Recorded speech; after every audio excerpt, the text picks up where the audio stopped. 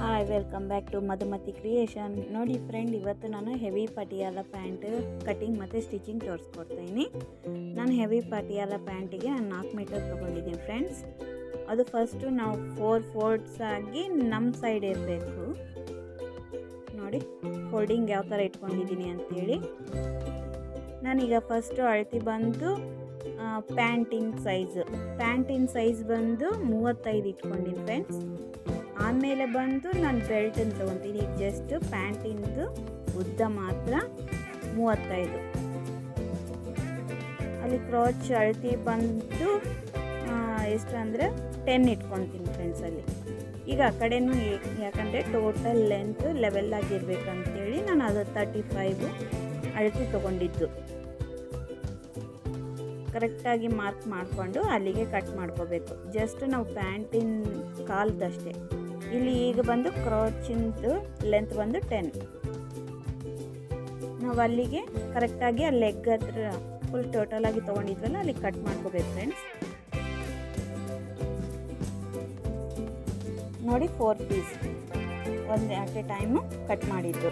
ನಿಮಗೆ ಈ ವಿಡಿಯೋ ಇಷ್ಟ ಆಗಿದ್ದರೆ ಪ್ಲೀಸ್ ಲೈಕ್ ಮಾಡಿ, ಶೇರ್ ಮಾಡಿ, ಒಂದು ಕಾಮೆಂಟ್ ಕೊಡಿ. ನಾವು ಇನ್ನೂ ನಮ್ಗೆ ಅದಕ್ಕೆ ಫ್ರಿಲ್ಸ್ ಬೇಕಂತೇಳಿ ನಾನು ಈಗ ಎಕ್ಸ್ಟ್ರಾ ಕಟ್ ಮಾಡ್ಕೊತೀನಿ.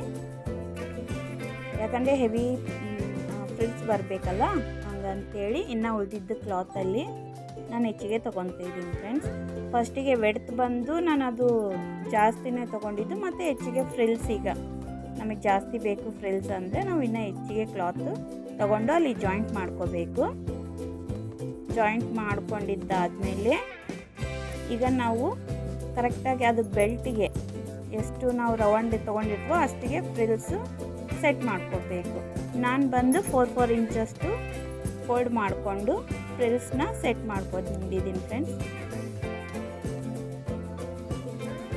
ಎಷ್ಟು ಫ್ರಿಲ್ಸ್ ಇರ್ತಾವೋ ಅಷ್ಟು ಚೆನ್ನಾಗಿ ಪಟಿಯಾಲ ಪ್ಯಾಂಟು. ಈಗ ಬಂದು ನಾನು ಬೆಲ್ಟ್ ಕಟ್ ಮಾಡ್ಕೊಂಡಿದ್ದೀನಿ. ಉದ್ದ ಬಂದು 7 ಇಂಚ್ ತೊಗೊಂಡಿದ್ದೀನಿ. ಅಗಲ ಬಂದು 12 ಇಂಚ್ ತೊಗೊಂಡಿದ್ದೀನಿ ಫ್ರೆಂಡ್ಸ್.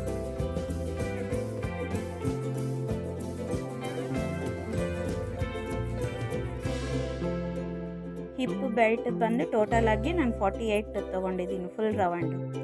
ಅಲ್ಲಿ 1 ರೌಂಡ್ ತೊಗೊಂಡು ಅಲ್ಲಿ ನಾಡ ಕಟ್ಟ ಕಡೆಯಿಂದ ನಾನು ಆ ಥರ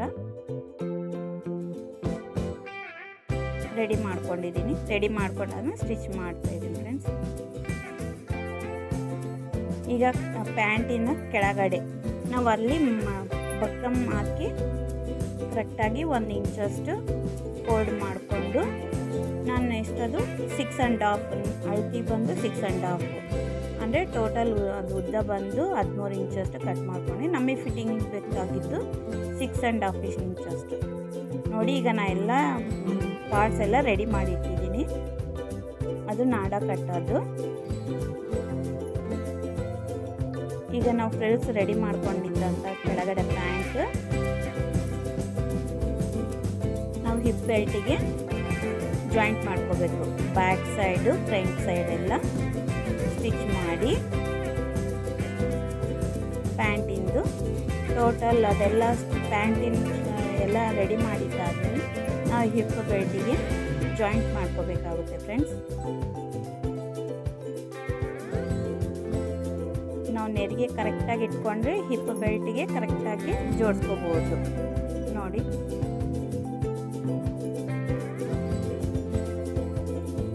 ಫುಲ್ ಹೆವಿ 4 ಮೀಟರ್ಗೆ ನೋಡಿ ಫ್ರೆಂಡ್ಸ್ ರೆಡಿ ಆಗಿದೆ.